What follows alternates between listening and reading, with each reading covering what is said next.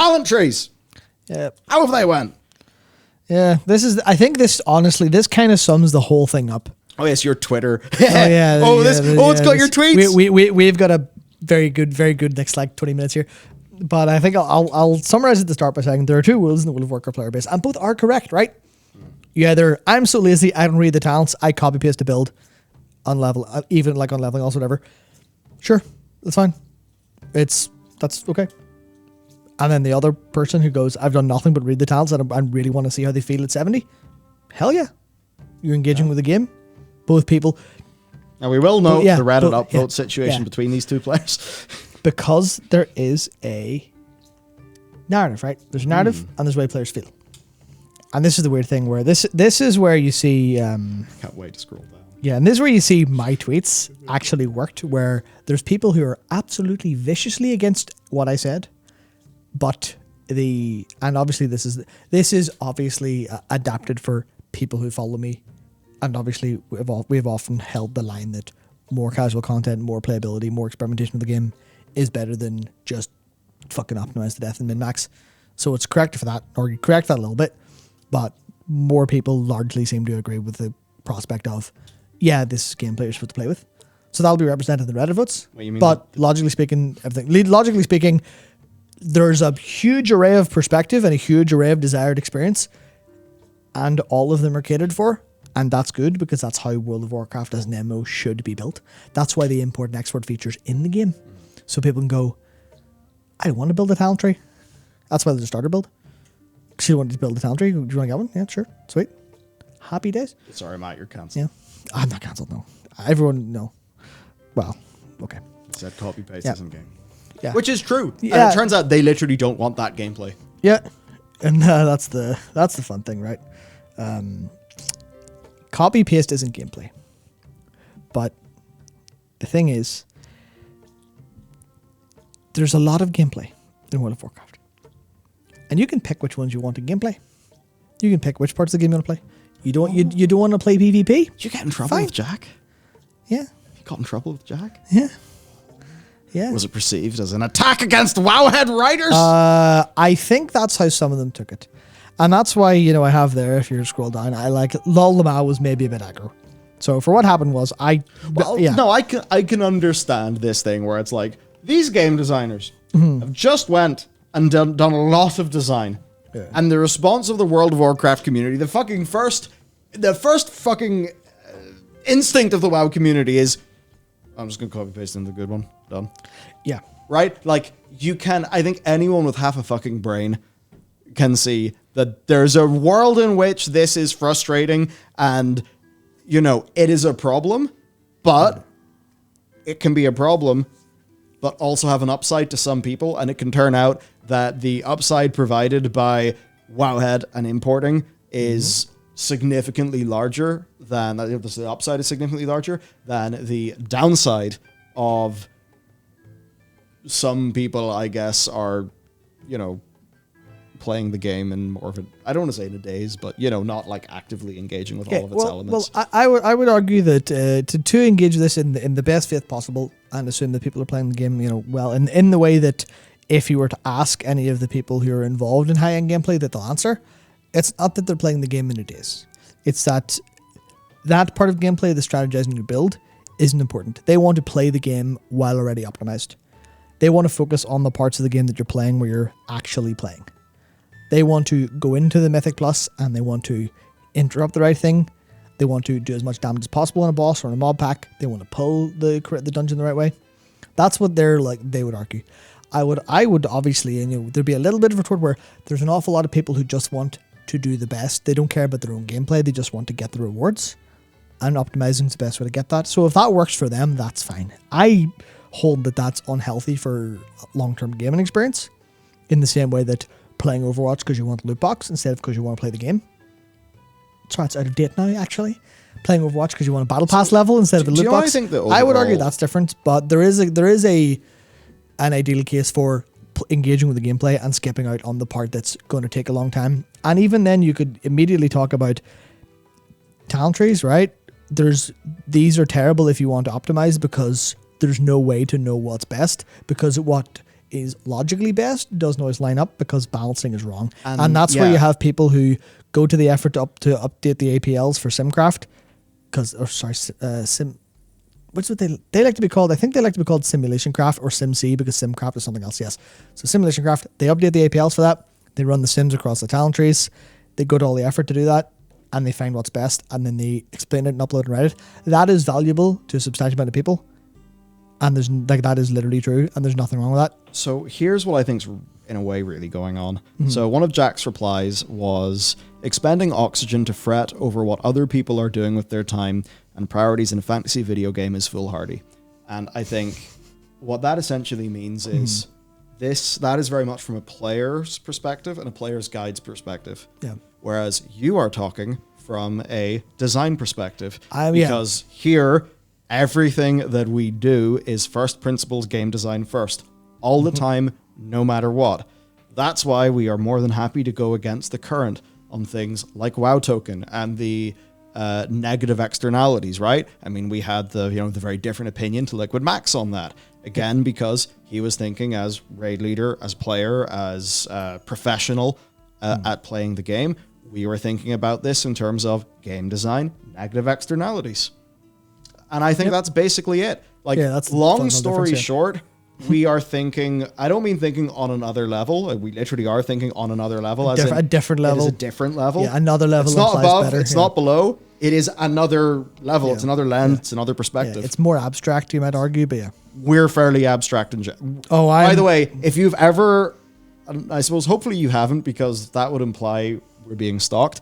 But if you ever hear the shit that we talk about whenever we're just like going for a walk or, like outside of work mode, it is all very abstract and you'd probably think we were completely insane. Oh yeah, weird. Might be. It's a case of if I wasn't doing this, I'd probably be doing a philosophy degree or have done a philosophy degree a long time ago. Yeah. It's very much the abstract level of thought is where my brain is always thinking. So I think of what is this like from a design perspective for a whole range of players, which is where you get into the thing of people think differently, and that's where Twitter kind of becomes a problem and gets kind of weird, and people go, and then people take offense to things. Where obviously, like Guilty as an example, called me a stupid cunt. Who's and guilty? I'm like Guilty as Feral, the Feral guide writer. Suck my cock. For Guilty. For seemingly slighting, the way I took it is general for not accepting the kind of person who doesn't want to deal with that. When obviously that was what I'm going to say is what happens on Twitter, which is people take every possible read of what you've said. Yeah, and that turns them into a moron because they just get offended. Yeah, instead of reading it in good faith. And that's where I think the Lol Lamau probably was a little bit like, I'm directly attacking the Wohead writer's work. I think it is fair to, do an eye roll when it's like, oh, big new thing's out. It's instantly solved. Don't think about it. Like, that's a fair reflex. If people are going to be little bitches about that, like, who gives a fuck? Yeah, that's the thing. I mean, ultimately, that's my perspective on this. Who gives a fuck? Yeah, like, that's actually the useful thing. We exist outside of the WoW community. Yeah. We don't need a relationship with, luckily enough, I do actually have a good enough relationship with Wowhead. Wowhead did a great job with that. But, like, I'm never going to want to cast an MDI for any of these things. Like, I literally don't give a fuck. And it's the same for you. Which, and, we're not really, like, in these top rating guilds, kind of like, almost like sort of enforced to have, like, that sort of certain perspective. Which basically means we get to be completely free agents of chaos. Yeah, so that like is our MO. Yeah, that's the thing. Whereas, like, clearly, my perspective is not fuck players who do this. Maybe you could read that with copy paste. Yeah, but we don't give a gameplay, fuck about the orthodoxy of the community. Oh yeah, no, that's the point. Not a single point ever. I don't give a fuck what the community thinks. I only give a fuck about basically what I think, and I will then try to update that based on the community. But I'm always trying to think for myself first, from first principles, and then update that. But the whole thing of just being like, I accept this for what it is because it is. It's like, that's not a good reason. Yeah. It's like the whole, even like the naturalist fallacy or whatever. It's like, oh, this thing is natural, therefore it's good for me. And then you die because of mushrooms. Yeah. This is how the cookie has crumbled. You're like, yeah, but if you considered putting the cookie on a napkin first, and it doesn't crumble everywhere? Sorted. My watch is breaking. No, it's fine. There's something, Stuart said the talents are kind of confusing on paths. What's the difference for using Wowhead and the starter building game? Starter build and Wowhead's the best is the difference. One implies, here's a starter build, look at this, and then start to take it apart and see how it works. And Wowhead's is, use this and don't think.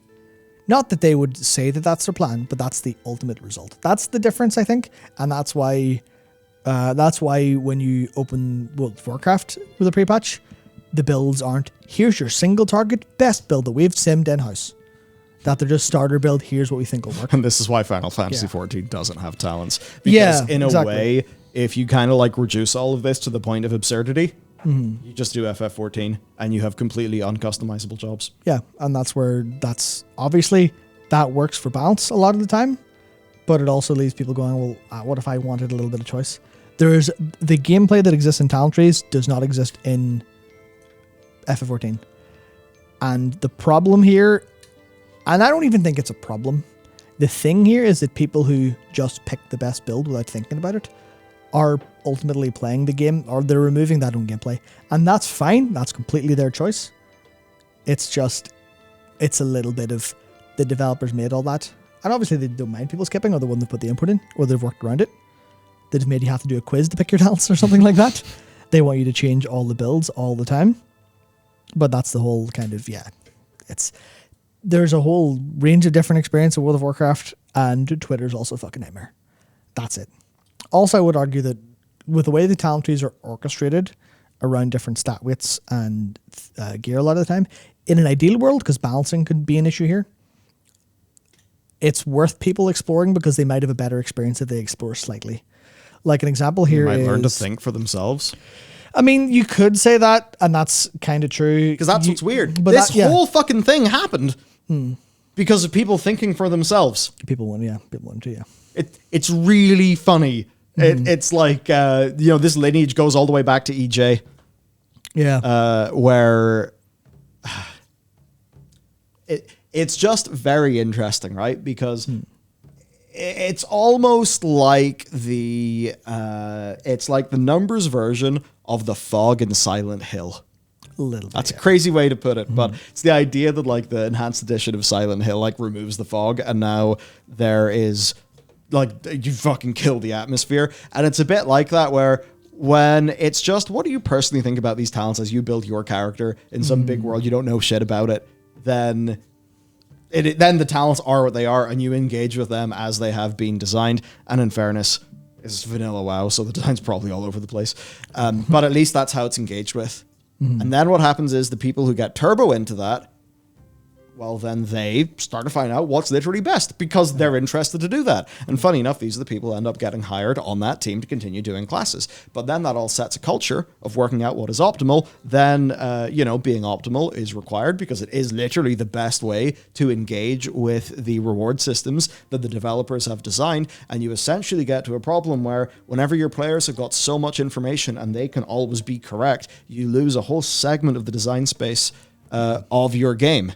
And you have these new orthodoxies that, that kind of get upheld in the community that do make complete sense. But that's how we get to a situation where you say, how about you try thinking, about these talents for yourself? And then some theory crafter calls you a moron.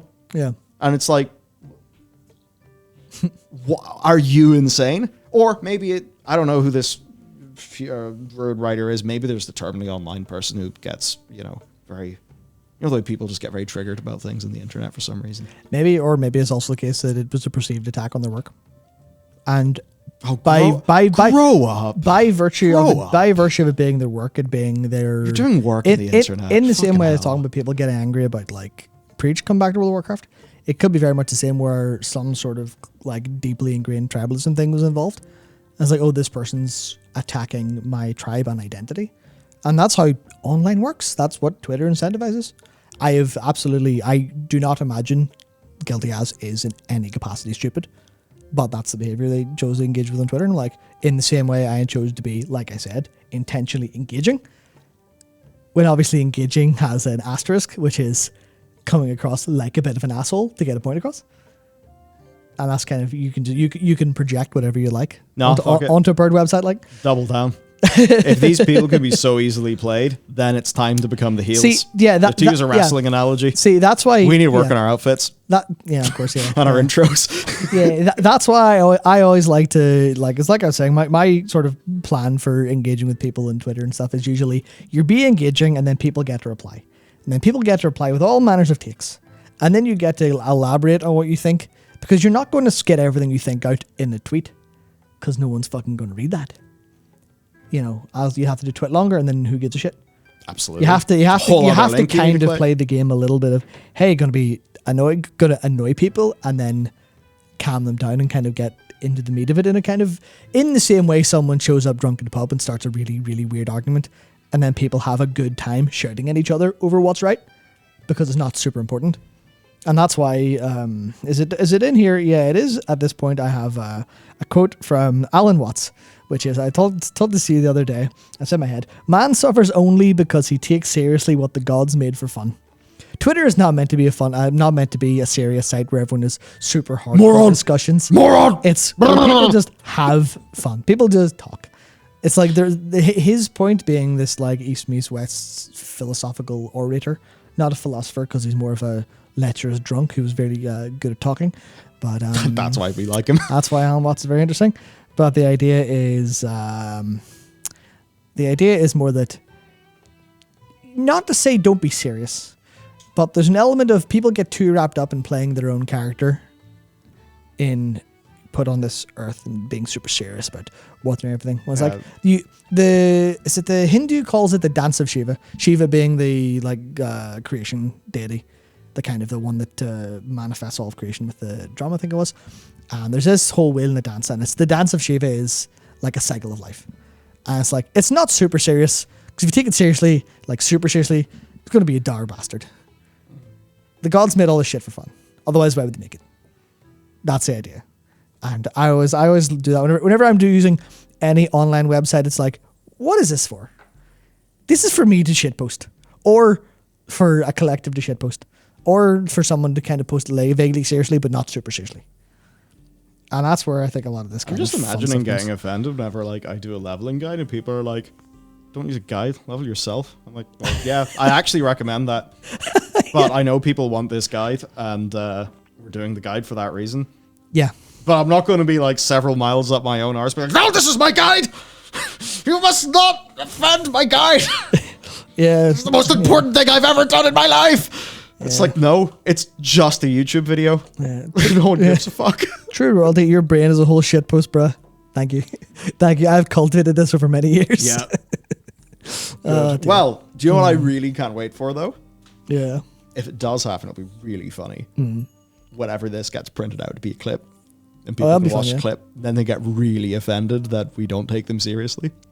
That's the fun thing. There's a difference between not taking someone seriously and not taking someone seriously. So you can go, yeah, your point is all valid, but we're all on here we're all put on this earth for a while, and then from dust to dust.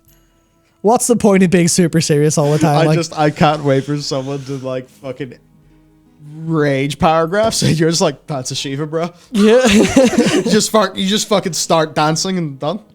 Yeah, I mean, that's the whole thing of World of Warcraft. It's like people are like, oh yeah, well, someone gets mad over not plus-3ing a key. You're like, touch grass.